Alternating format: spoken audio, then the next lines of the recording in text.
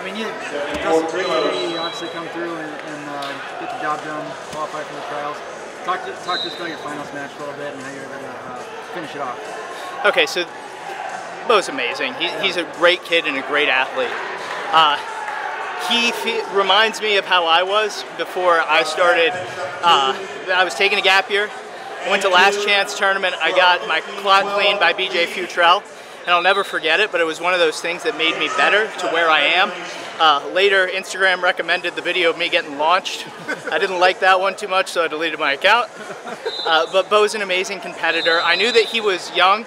I knew that he was a lot less experienced than I am. I've been on the circuit for a little bit, and I used that to my advantage. That was my mentality going in, and it worked.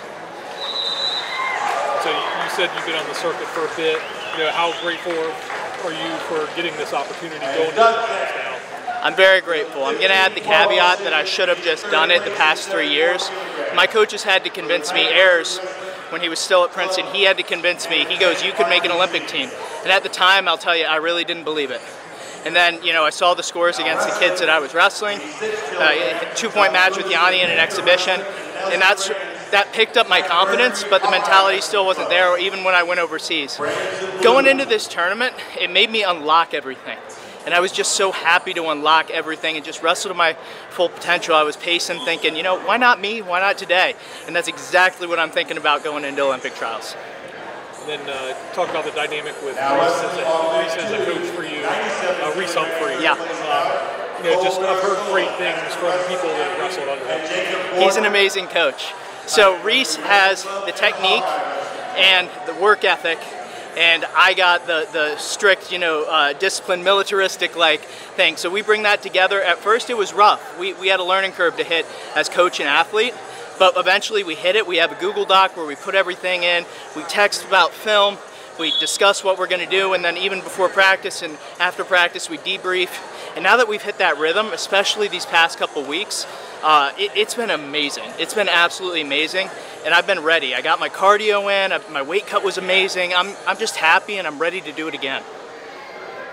So now that you've qualified for the trials, can you talk about the weight class a little bit? I mean, 65 kilos, really tough, deep weight class, and how you fit into that, and what you have to do to succeed.